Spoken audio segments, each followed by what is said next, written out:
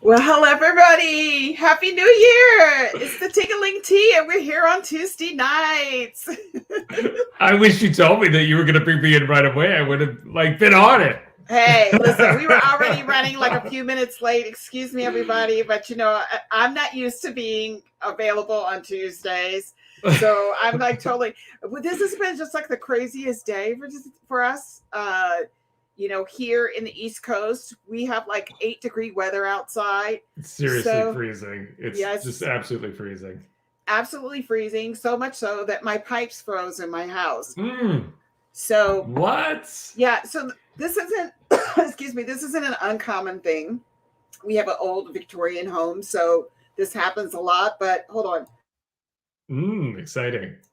we weren't, I don't know if we were not expecting it to happen so quickly, but it did. So we do have hot water, we just don't have cold water.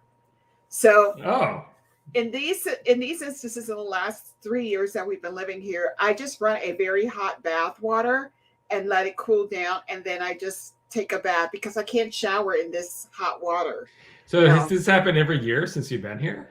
every year since we've been here, and for them to come in and insulate the pipes, of course, it's going to cost a lot of money, which we don't have right now. So we just have to deal with it until we can get that taken care of. Oh, it's on an interior wall that you need to Yeah. get. Got it. They have to Yes. do a lot Yes. of. They have to literally break the wall in order to access the pipe. Exactly, Yeah. exactly. And to heat it up. So with that, we're just going to have to deal with what we have to deal with every year. I'm just glad that we have water. That's all I care about. You know, I'm what glad is, you do too. yeah, what is really sad to me though is my little kitties that are outside. They're so cold. I have like a little setup for, we have a feral cat community that we started here, me and some other people who are animal lovers, who do a TNR in this area because we have so many feral cats. And I Trap and put up this release. Trap and release. trap and release, exactly. And they get fed every day. I look after them every day and stuff like that. But the thing is that they haven't acclimated to the little structures that I have out there for them to go into. And so, a couple of times I've gone out there and I've seen Mr. Possum out there, Mr. Raccoon is in there, but not the cats. Just today was the first day that I went outside and I actually saw one of the cats in there, and it must be cold if he's in there. I Yeah. have I have another one coming this week. Hmm. Hopefully that will work out for them too. So maybe, but they just seem to disappear. I regularly see them in the morning. There's 4 of them that come to my backyard. I see them every morning. They come, they eat, they drink, and then they go on their happy way. But with this cold weather, sometimes I don't see them at all. They just don't show up. And of course, then I worry. I start worrying, like, oh my gosh, I hope that they found shelter someplace where they were warm. But they're just not biting in my shelter. Everybody else is biting in those shelter, but But not my not them. Well, let's cats. hope there's other places for them to go that are nice and warm and cozy for them. I Yeah. know that a friend of mine who's a beekeeper leaves a light on in the where the bees are, and that produces enough heat for them to work to live all winter. Wow, So that's actually a good idea. if you want to get some sort of low wattage light, it does produce heat, and you can stick it in their shelter, and it'll be enough for them to be warm. I think, oh my goodness, listen to you. I think that that's a great idea. I'm filled with wealth of knowledge. I'm so glad you are, because I've tried everything and I'm just getting, I know that there are some very expensive houses that people can make that will actually put the little light in there and everything, but there's just Hmm. a little bit too rich for my blood. I started Yeah. I did start a GoFundMe to Mm. ask for money to help me with that situation, but it just seemed that people weren't, it was around the holidays, and I couldn't expect people to try to contribute to it when, you It is know, tough. it's tough. It is Yeah. tough. But you also do have a dedicated Instagram for them, right? That people can go to follow them. I do. I do. It's called the Backyard Agains. The Backyard Agains. Like they're in my backyard again. And you can follow with my, I guess my first attempts of having a TNR program and building a cat community. Yeah. It's been very, very interesting, very interesting route. I've learned a lot about feral cats and their community and everything. I have a few of them that actually come up to me. They let me pet them, but they won't. They will run away in certain instances, which is very strange. I don't know why they do that, why they run away, even though they're used to me feeding them and stuff like that. But they have a hierarchy, and they don't fight somebody that's the top cat. One of the females that we were able to TNR, and I believe that she populated the majority of this community. She is like the mother cat of all the cats. And I'm sure that the majority of the cats that show up in my backyard are her babies that have grown up, but they kowtow to whatever she wants them to do. She wants them to stop eating, they stop eating. It's a fascinating, these little creatures are, these little cats. So, wow. Yeah. Well, that's fascinating. When just looking at the, hierarchical construct of different animal populations is fascinating to me. My dog, I understand that through like my dog and my previous two cats. My previous cat, I had two cats at the same time. The female was definitely the alpha. She was in charge. She was laying down the law. The male was just like definitely the beta in that relationship. And now we have a dog who has zero interest in being the alpha. Like none. Yeah. Not even a little. Like he's just like, y'all just do whatever you want me to do. Yeah, they definitely, there is like, you'd be surprised. Not every dog wants to be alpha. Yeah. Some dogs just want to be friends to everybody. And the same with cats. I have a cat that does not want to be alpha. The only time he tries to attack somebody is when they come near me. He protects me. I don't know what that's about, but he protects me. But he doesn't care about being alpha. The other day, somebody let their cat out. I believe it's the lady down the street. And this cat was so on steroids. The cat was zooming around. I don't know what that cat was on. But somehow, some way, my little feral cat had befriended this little kitty. And they're running in the backyard playing and stuff. I have some footage of it, which I'll upload in my Instagram and my TikTok. Fun. But the cutest thing I ever saw, this cat was younger than he was, but they were playing and romping in the backyard. It was just a joy to watch it. So I could see on this all day, but we've got a lot to get to, so welcome, happy holidays, everybody, and happy New Year, everybody. It was a nice long 2-week break for us. Mm-hmm. We got to get some things done. Did you have a nice holiday? I had a very nice holiday.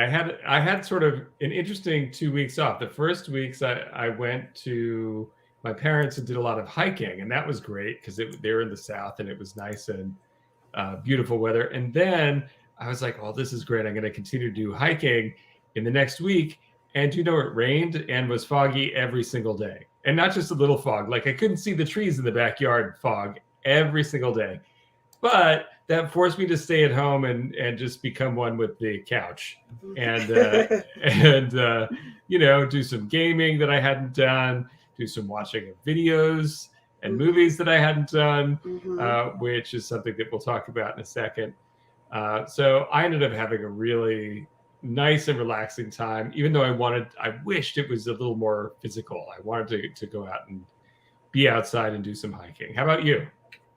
I got a lot of stuff done too. I didn't get to go out and do anything. I mean, it was just, you and I share the same type of weather, but I managed to get a lot of unpacking done.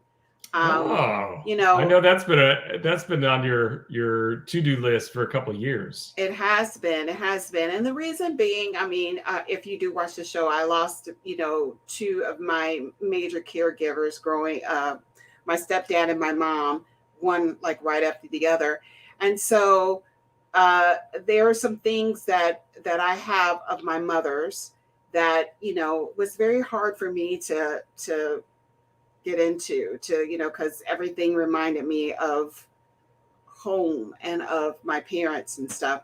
So I literally, and you talk about supernatural things. I had a dream of my mom helping me. She was unpacking boxes with me, and she said, it's time for you to start unpacking your boxes. You have such beautiful things. And after that, I was motivated. I was like, I don't want to go into 2022 without having, this. I don't want to have this stuff around me. So I managed to go through some things. I found some really beautiful things that were mine, that from years ago, pictures and stuff like that I went through, and yes, I did shed a little tear every once in a while, but it was really nice looking at it. I also noticed how beautiful my home was. Seeing space, I started seeing how my home is really pretty, and I think that that's one thing that has kind of clouded my vision in the last 3 years, is dealing with their passing and the grief, and not actually seeing the beauty of anything because everything was so clouded by that. But very, very interesting. I want to say we are missing Mike this evening. Yes, Mike got stuck at work. So we have a lot of people that are out with COVID, and I'm assuming that's what's going on with him. So he's stuck it. But I want to show something that Mike actually. Is this him singing? Yes. Oh my God, I love this. This is great. I think this was last year that he was working during the holidays, and he put this video up. Now, a lot of you may not understand this if you don't live in the East Coast, but those of us or in New York City, you're going to just die looking at this. So let's look at some of this.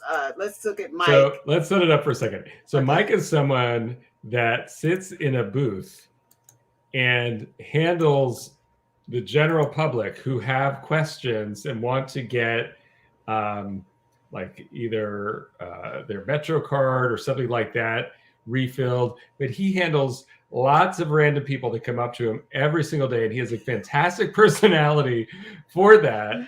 And he wanted to do something special for Christmas. So this is what he did. Here we go. All sales here are final, so be sure to. Can you hear that? Yes. If you want the balance, swipe your card right in the front and have yourself a New York City Transit ride. Yes, you can't use this because this is a bus transfer. It even says so. Oh my God. Bus transfers aren't for the train, they're for a bus. I'm not used to If you'll tell me what you want a Metro car, will you stop pointing and tell me what you want in a Metro car? Your card is damaged. No, I literally cannot hear Mike. I can hear him, and it's hilarious. Send it back to transit. No, I don't give refund. Ask me the same darn thing. Glad you can hear it. So I had a customer today. I went, so long, farewell, this is goodbye. He goes, happy Kwanzaa. What? Because I'm black. Trains delay, suck. Track fire or train traffic in front. Say passenger, it really ain't fair. You ain't going nowhere. You were on time, now you're online. Texting late, but you're on the way. Well, fine, what a swell sign to say you could have slept in one more day. I'm dreaming of an affordable fare hike. $4 fun pass I used to know. Paga tu tarifa, paga tu tarifa, paga tu tarifa, cuidado con la policía. Oh my God, such a classic. So, I don't know why I couldn't hear that. I could not hear any of that. That was so weird. That is so weird. And you missed, I mean, you've seen it probably 100 times, but you missed one of the best. I mean, he's so creative. It's hilarious. And all I do is can imagine like all of these annoyed people just staring at him while he's in the booth and he's singing Christmas songs. I'm sure that they actually probably really enjoyed, him doing that. But I don't know why I couldn't hear this. It's so weird why I couldn't hear him. All right. Hopefully I can hear our videos for this evening. I'm going to be perturbed if I don't. I'm going to be very upset. So that's where Mike is. We understand, he's working, so he's a little, he's stuck there. Can do about that, unfortunately. But we will be seeing. We send out good energy to Mike. Yes, he has to deal with the general public during times of COVID. Even though he's in the bubble, he's still out there. Exactly. He has to deal with them. Exactly. So with that being said, let's move on for this evening. So we both did like a lot of watching TV this while we were out because of the weather. And I love it. Yes. Let's talk about what we saw.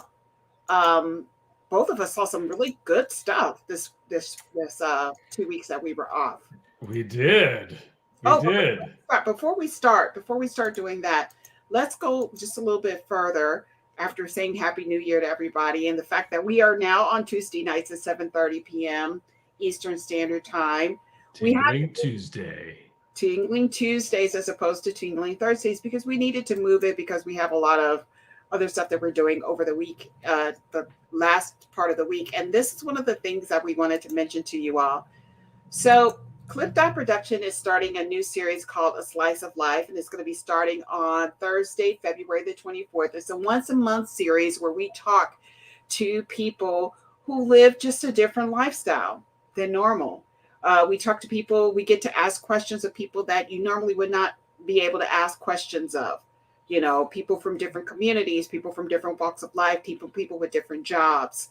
So it's very interesting. We're very excited about this. And one of the things about CRYPTID Production is, when we started, outside of just doing content like the Tingling Tea, a lot of our programming is dealing with advocacy and people who don't normally have a voice. And so we want to really kind of operate in that level.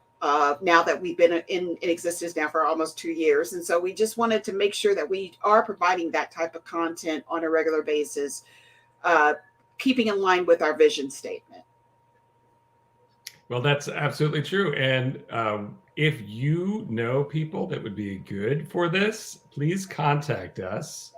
Our information is scrolling at the bottom right there.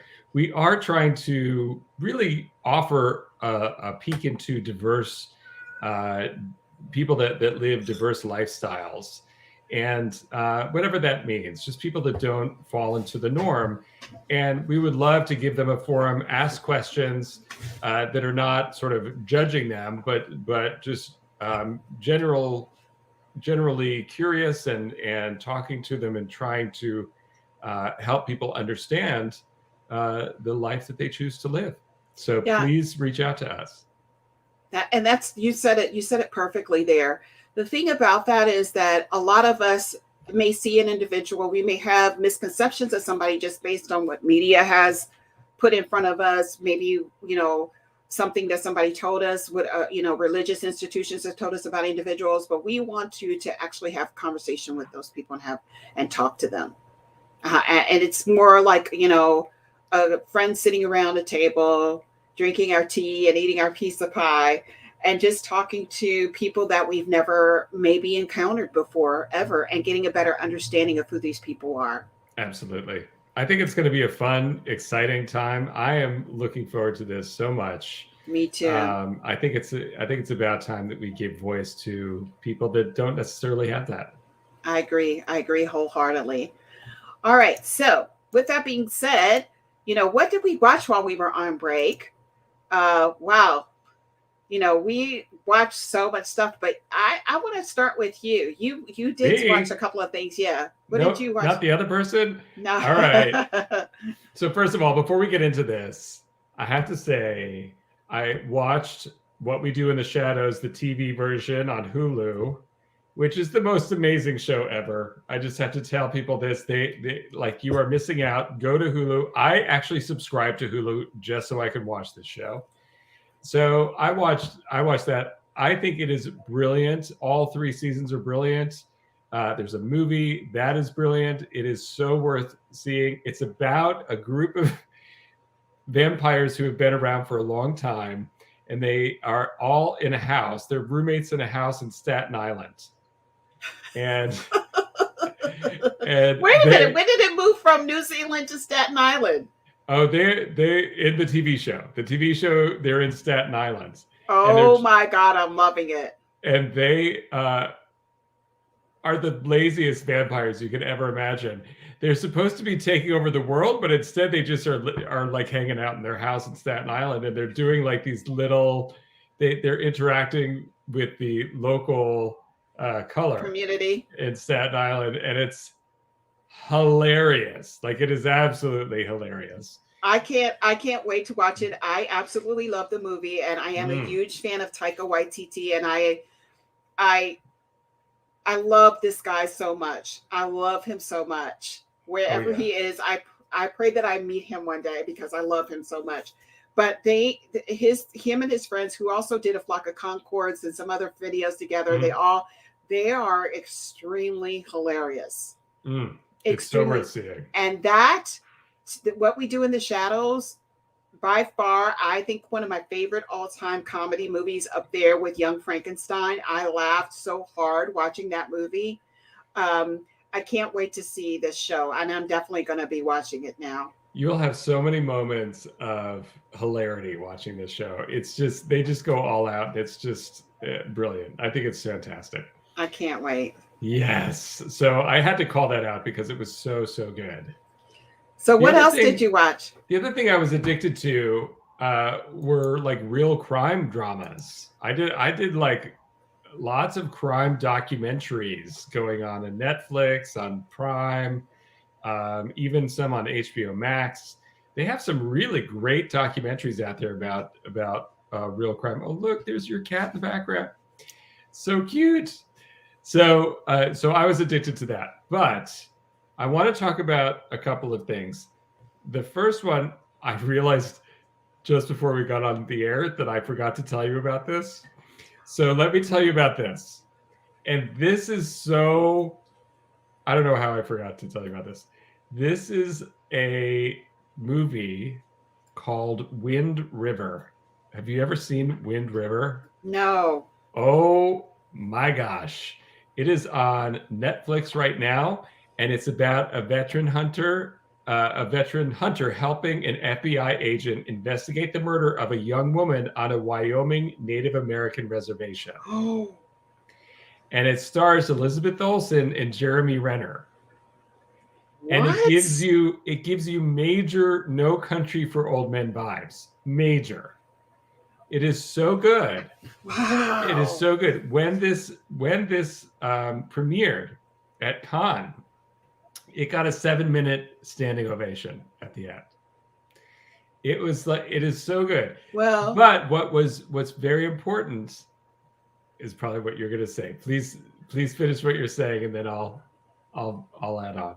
What is very important is that this is an epidemic within the Native American community and on reservations, in particular in Canada, and areas where we have isolated reservations. They're missing Indigenous women and men, just disappearing, murdered. And for so many years, no one was focusing on this. So many years, nobody was saying anything. So our sisters, our aunties, our moms, just disappeared, and nobody cared because they were an Indigenous community. And it's not necessarily because America doesn't care, but that is federal land. And that means that the FBI goes after those type of incidences. Whereas It's such a small community that their local sheriff and all that stuff can't handle the amount of women and men that go missing, and they're so isolated as a population. A lot of them end up being, hitchhiking, going to different. Your cat was falling down. Sorry. Hitchhiking. That's okay. Hitchhiking, going to, different areas, hitchhiking. And there are serial killers out there literally preying upon the Indigenous community. So that strikes at the chord that this movie is trying to address. Mm-hmm. Exactly what you just mentioned. So during the course of this shoot, the director, who's also the writer, was visited by some of the Shoshone tribal leadership who told him, and he was astonished to hear this, that there were 12 unsolved murders of young women on a reservation of about 6,000 people. And then it was due to a 1978 landmark government ruling that the Supreme Court stripped tribes of the right to arrest and prosecute non-natives who commit crimes on native land. Yes. And you have to understand that a lot of these reservations are around what we call pipeline areas, where they have pipelines, where they're starting pipelines or they're building pipelines, and they have what they call man communities or man camps, where men who follow the pipeline to get work end up staying in these man camps. And sometimes they might meet, somebody at a bar or something like that. But there is prime for a serial killer to follow a pipeline where it's close to an indigenous community and prey upon that population. It is horrific. And the thing is that it has been completely overlooked by all of us.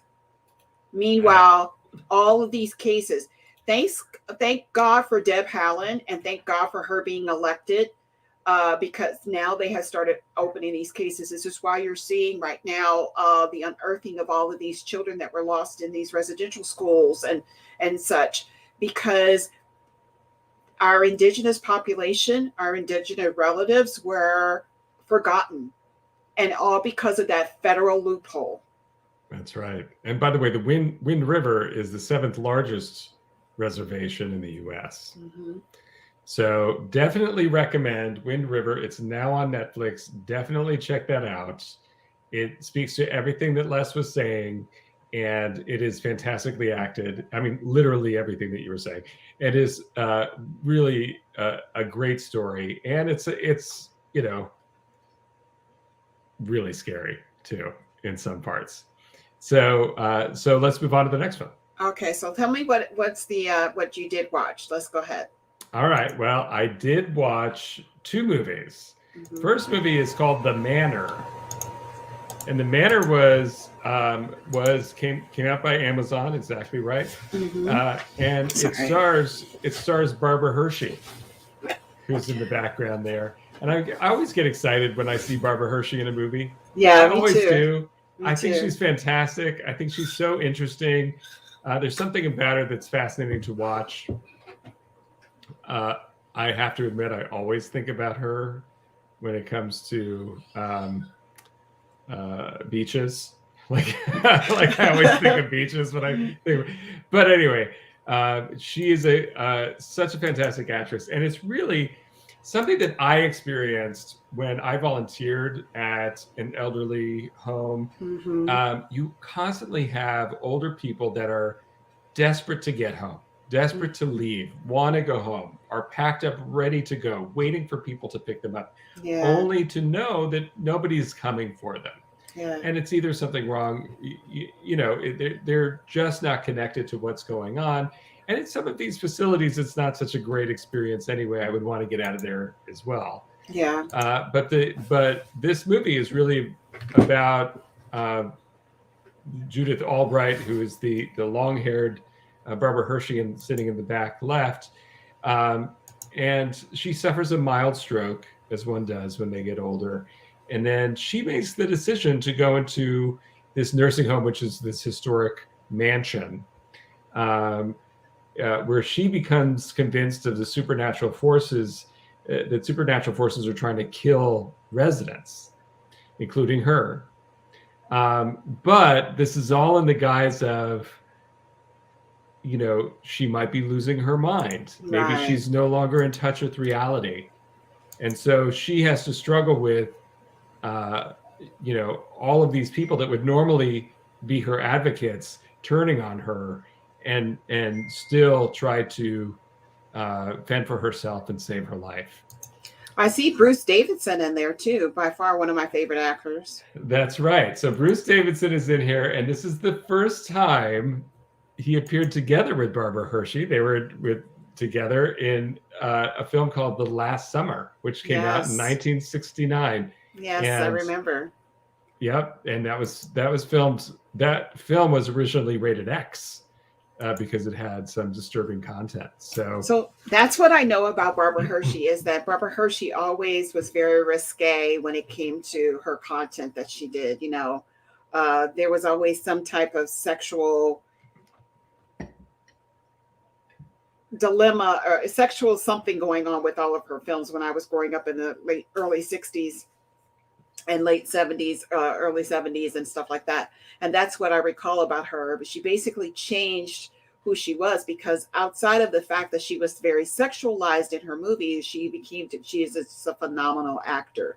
So it's good to see stuff like this. And so is he. Oh, he is tremendous in this movie. And I also had to say that two actors from this film, which are Robert Russler and Fran Bennett, also appeared in A Nightmare on Elm Street 2, Freddy's Revenge. Yes. And Wes Craven's New Nightmare. So we have some horror movie lore connections going on too. But I highly recommend this. I thought it was beautifully acted, a really good scary movie. You genuinely don't understand what's happening until the end, when everything starts to come together. And again, it's beautifully acted. So the next movie that I watched was something called Night Hunter. And Night Hunter actually came out in, I think it was 2018. I know it was filmed in 2017, but it came out in 2018. And listen to this cast. This cast is ridiculous. You see right here, you see Henry Cavill, Ben Kingsley, Stanley Tucci. I should say Sir Ben Kingsley. Stanley Tucci, Nathan Fillion. I mean, just a tremendous cast. And this is a great movie because it definitely tries to mimic sort of the genre of Silence of the Lambs or something like that, where it's a sort of dark and ominous, and you know something is going to happen, and you're dealing with serial killers and having to figure out who the serial killer is. So there's this combination of this monstrous being plus, having to figure out who this evil person is in this world, which is just fantastic. And this is this actor did a very good job too. I actually don't have his name in front of me, but I see him do this same character in almost all of his movies. He's very he's like going nuts. He's great at playing nuts. Oh wow! This character. So the bio is it's a lieutenant. His police force and a local vigilante are all caught up in a dangerous scheme involving a recent arrest, troubled man who's linked to years of female abductions and murders. And just to give you an idea of who Ben Kingsley plays in this, he plays an ex-judge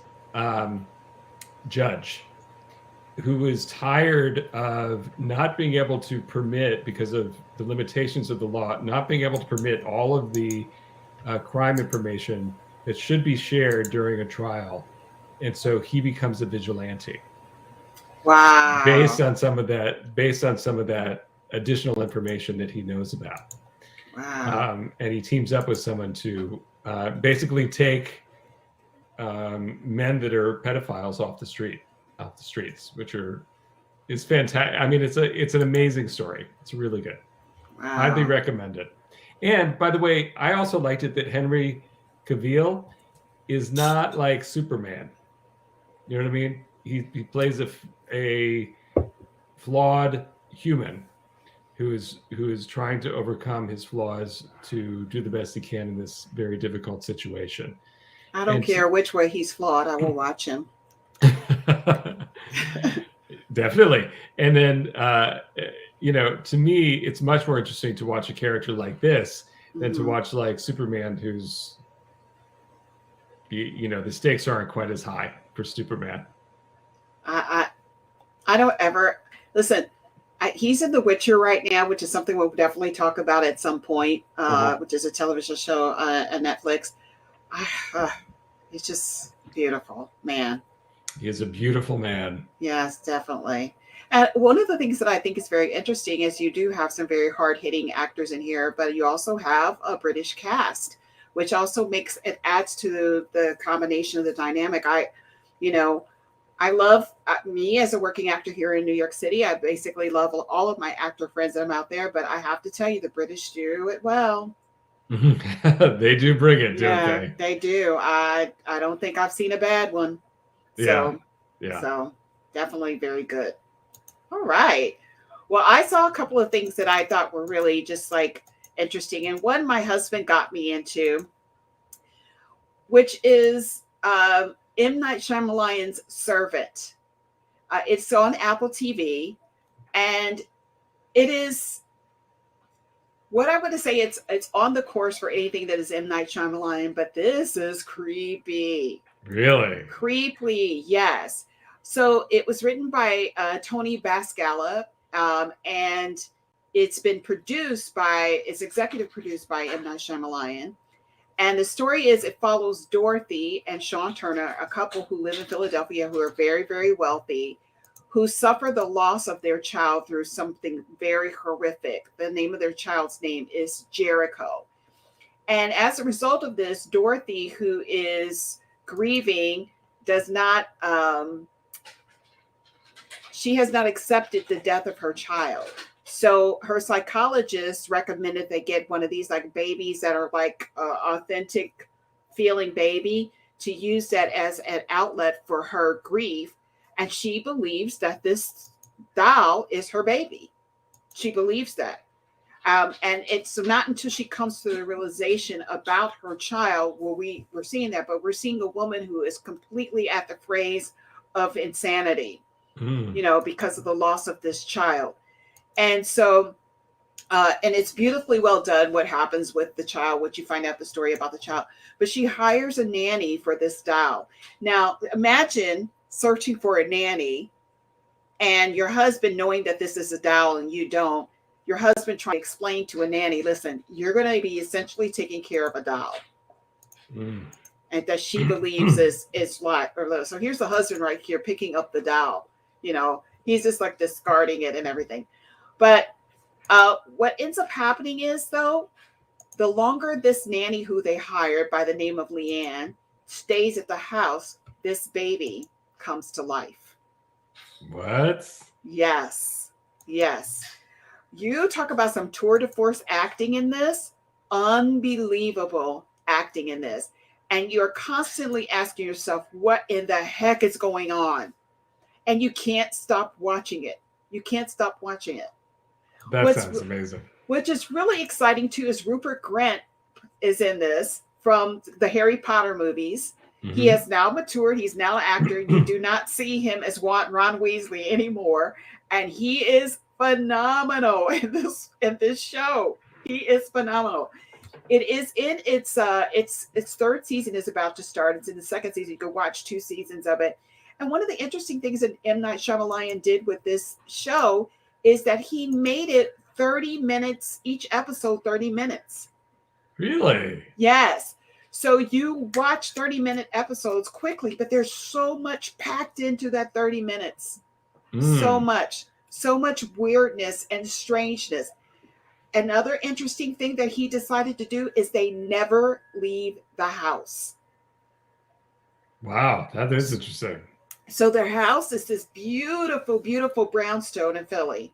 In Philly, I mean, there's several rooms in this brownstone, and you never get bored.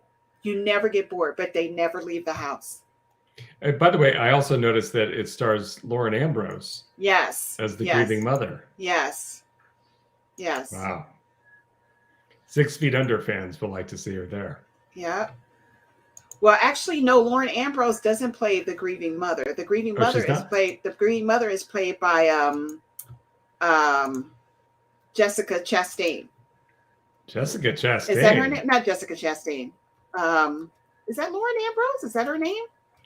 Oh my gosh, I'm so right bad. There, that's Lauren Ambrose. Yes, then it is Lauren Ambrose.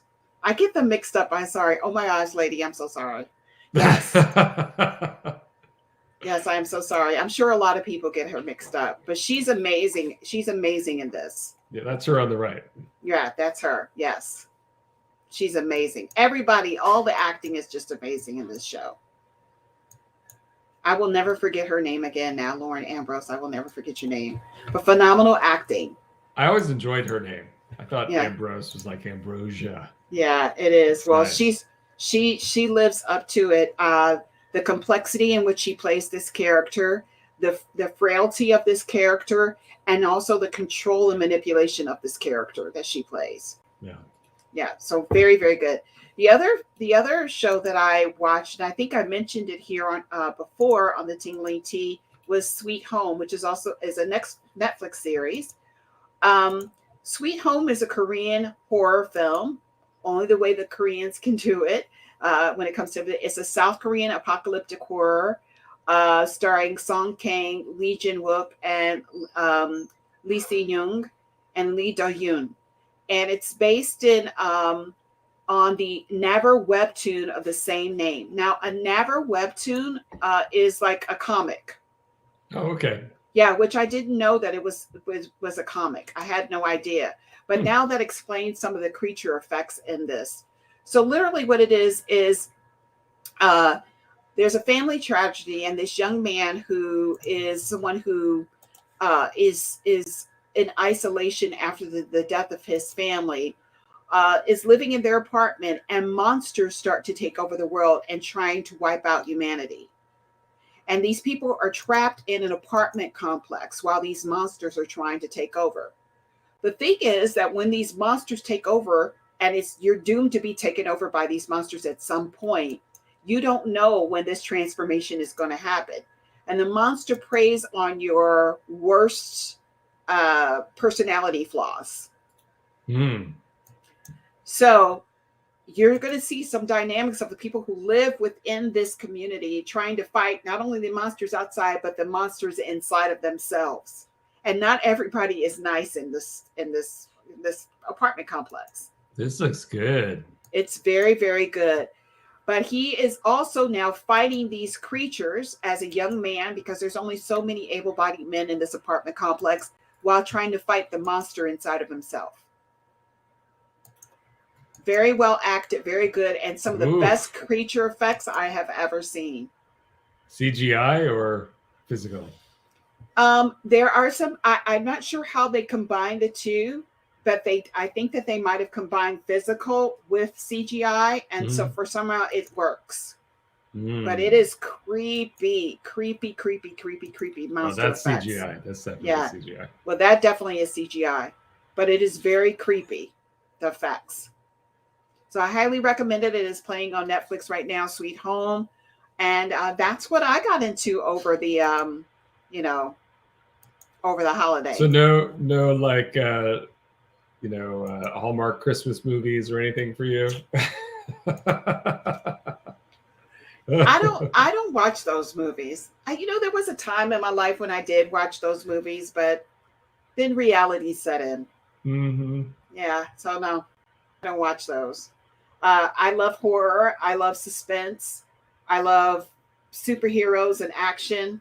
And that's what I, enjoy over the, I'm more likely to watch Die Hard on Christmas than a Hallmark movie. So am I, but in an effort to make my spouse happy, I have been watching some of those nice, basically they have no tension at all movies. It's just like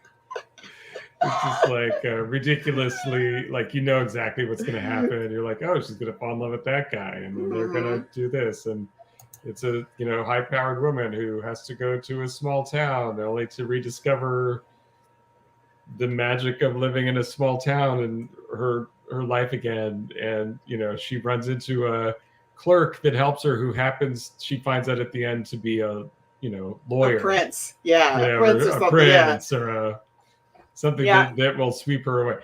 So I watched a number of those this holiday, and I feel like I don't need to watch anymore. I feel like I've reached my satiation point. You've reached all of your candy cane sweetness for Christmas and the holidays. Your cookies and sweetness and sugar plums full. Yeah, I'm not needing to watch any more of this. Absolutely. Well, I do have a regular, happy feel good movie that I watch every Christmas. Which and that is the 1938 version of A Christmas Carol, which also has ghosts in it. So go figure, but I watch it every Christmas. Every Christmas Eve, I watch it while I'm baking my cookies and, doing whatever. I watch that and having my little snog or whatever that, I'm drinking my eggnog with a little extra in it. Yeah. So definitely watching that. But so we have just a few more minutes and we want to get through this because we're going to go through this through the whole entire month. We wanted to revisit some of the best footage that we saw in 2021 that was really scary. We saw some crazy stuff. And I want to thank everybody that we may be using this evening who have come and compiled some of this footage together. We are probably going to get through maybe just one or two of them this evening. But I want to thank all the people that I watch who I continue to go down the YouTube rabbit hole watching their videos and their content, which is just exceptional. But we did see some creepy stuff. So this is where I'm going to use this disclaimer. We talk about creepy stuff and scary stuff on this. If this is something that you don't like, this kind of content, we ask you to either turn us off at this point. And if you're watching with children, we ask that you please know your child. And if this is something your child would be susceptible to, I would say that watch it at a later time when your child is not there. So use your parental discretion. So let's There's going to be some scary stuff coming, folks. Yes. Be careful. So with that being said, let's do our little intro on that because we will be doing this countdown for the month of January and trying to get some of the best footage that we've ever seen in 2021, the creepiest footage that we've seen in 2021.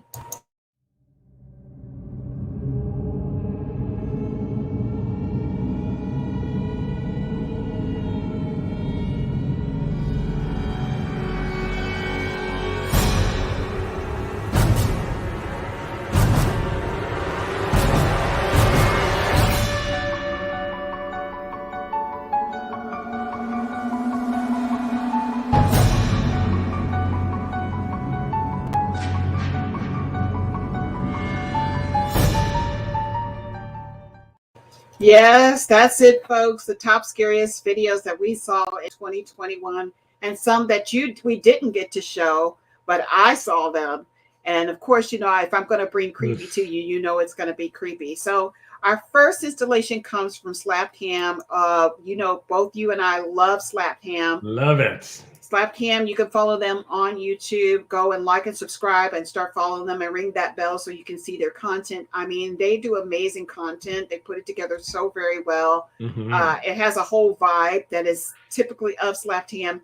But this coverage is from Slapped Ham, and this is about a gentleman who investigates, I believe, in Russia. And he went into a haunted farmhouse where there are stories and legends about this farmhouse being affected by a demon. So let's watch this footage.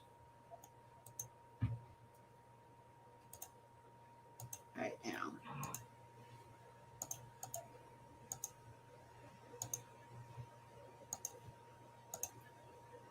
Here we go. Let's go to the creepy compilation. Dark Ghost Paranormal is a well-known YouTube channel within the horror community. Why am I not hearing this? They often venture into eerie, abandoned places and film their findings. More often than not, they encounter serious paranormal activity that often leaves viewers wondering whether ghosts really do exist. In this video, uploaded to their channel in October of 2021, the YouTuber films inside of a house that's rumored to be home to a malevolent and demonic presence. They set up multiple cameras around the old abandoned house in hopes of capturing evidence of the haunting.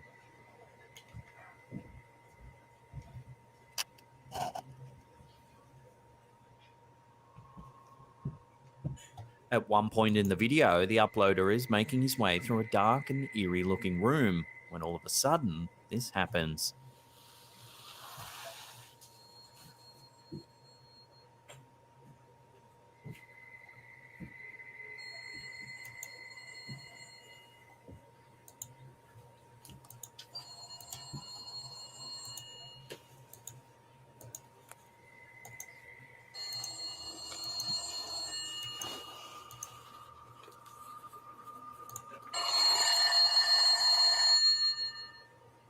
An old and rusty phone that looks like it dates back multiple decades abruptly begins to ring, startling the explorer.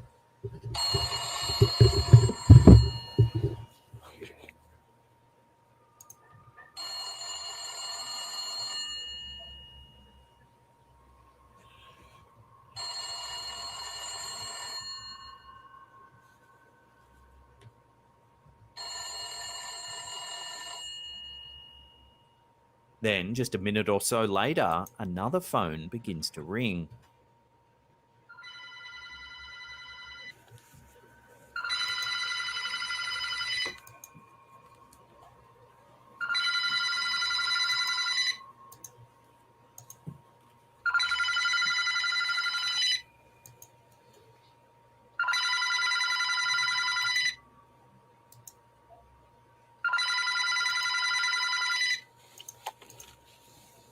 Much like the first time, the uploader makes the choice not to answer, probably a bit worried about what he'll hear down the end of the line.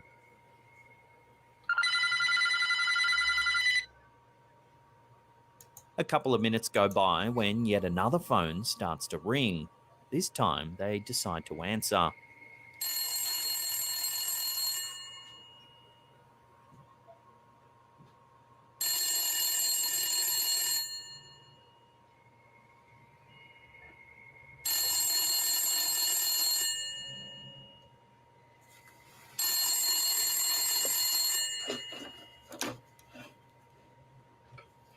An eerie tune plays through the phone.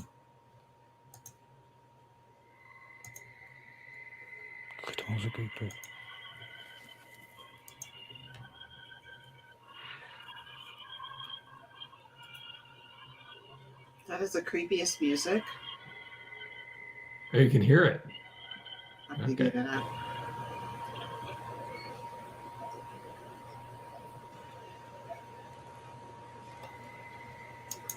It was nice they wanted to play music. As the investigation continues, more and more unnerving things begin happening. Take a look. Look at that dust.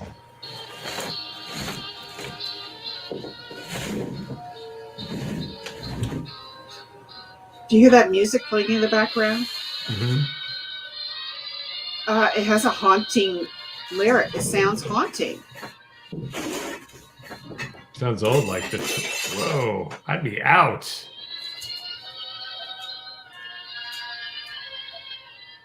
Watching that again, a chair begins to move all on its own, and drawers suddenly start flying out of their place.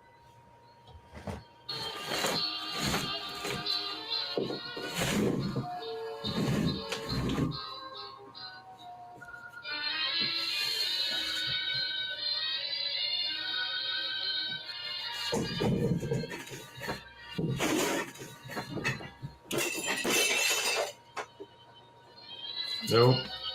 Yeah. All the while, that eerie tune can be heard still playing in the background.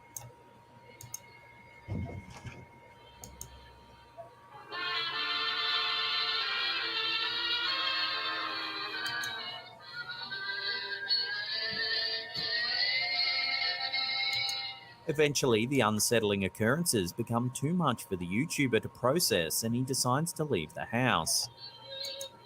Eventually. Yeah. That guy is blank of steel. It stopped.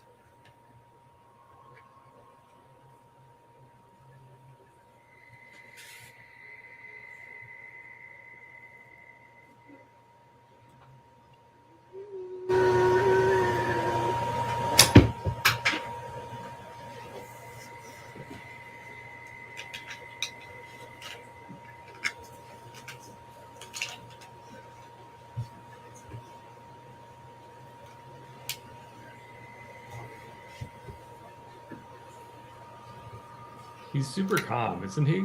For someone who's in the middle of this. So he does this on a regular basis. He has a huge fan following. Naturally, viewers have been freaked out by this investigation.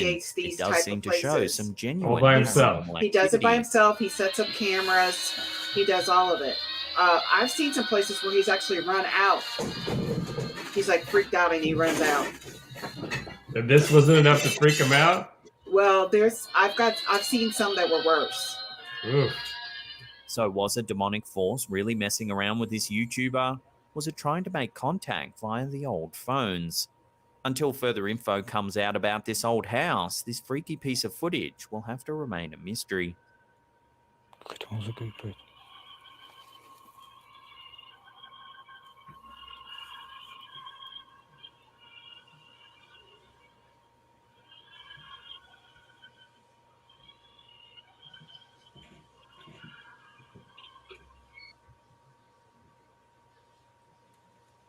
Just hearing the haunting lilt of that song and all of those minor chords is enough for me. Mm-hmm. I did notice this is a house in Russia, I believe they mentioned at the beginning. Yeah. But the phones are in English. Like all the buttons are in English. Interesting. But it could be that they purchased the phone. They purchased it in and that was a toy phone by the phone. Yeah, but this guy, he's a huge following. I thought it was really scary. There is one that we may watch later on where he was actually inside the house and somebody came in the house and was walking around while he was there sleeping in the house. What? The person looks so scary and disturbed. I thought to myself, what is going on? Yeah, he's had some really strange stuff happen to him while he's been doing these investigations in this area. Wow, that's crazy. Yeah. So do we have time to look at maybe one more? One more. Let's do one more. All right. So this one, I don't know if we're going to set this up, is from King Frostmere, who I also love watching his content. He does some of the best footage. I don't remember what this one is that I'm going to set up, but we're going to watch this one and let's enjoy it. And I believe this one might be a little girl, what happens to a little girl in her room one evening. So let's watch that.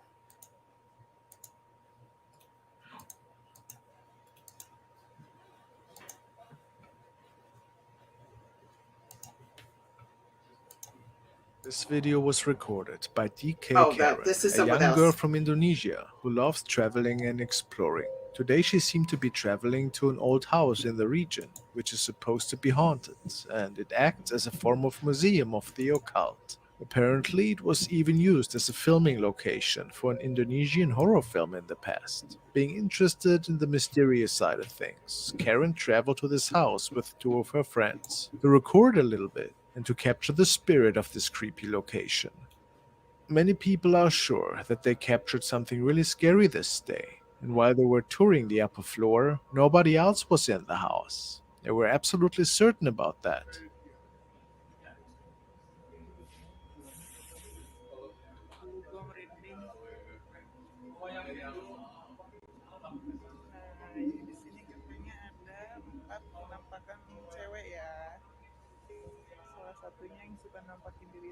However, when filming the location from the outside, there seemed to be somebody on the upper floor, although nobody should have been in the building. Perasaan ada foto si ibunya deh. Ada. Di dalam kan? Di dalam ada.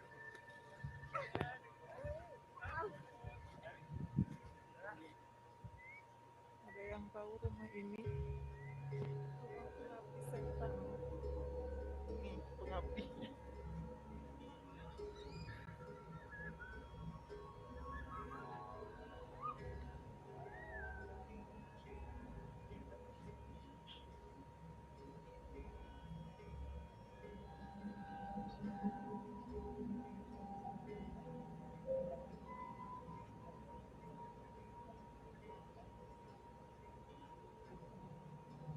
Did you see how he floated in the back? That's super creepy. Of course, we don't know if that's true, But what makes this whole incident even more creepy is the way this person up there is staring at our camera woman, and then just floats back into the dark room. And he It is has a pale no figure, color. and I can't see it taking any steps. It's literally hovering back. The friends didn't notice anybody on the second floor at that time. It looks like it will always stay a mystery.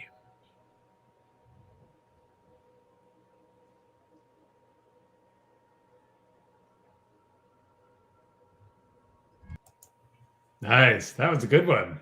Yeah. So if you notice, the gentleman had a mustache and stuff like that. He looked like he was at some point a wealthy person who lived in a home, you know, because that's kind of elaborate for somebody who lives in Indonesia, living in a home like that. Mm-hmm. And he looked like from, you know, the 1800s and stuff. But what was very interesting about this character is that he had no color clothes, no nothing. It was just this pale figure that seemed to fade back into the darkness. Some of the best footage I've seen. And they didn't notice this gentleman that was up there. So truly creepy. That was definitely creepy. Both of those videos were super duper creepy. I was waiting for them to see someone in the house. By the way, I love when there is like ghostly apparitions during the day.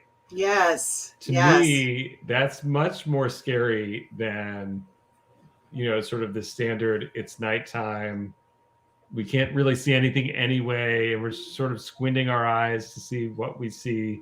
When someone shows up that clearly during the day and he also didn't move. Like he didn't move his head or anything. He just stood there back and just went back, right? So that was really a creepy one. Very, very creepy. So we have more footage next Tuesday. We'll be lining up for. And my apologies because this was a little bit out of order. I'm trying to find stuff that we could watch that was, you know, but we'll have more stuff next week because I was going to show the footage of the little girl in her room, but we'll show that next week. Cool. That's a very on Tingling Tuesday. On Tingling Tuesday.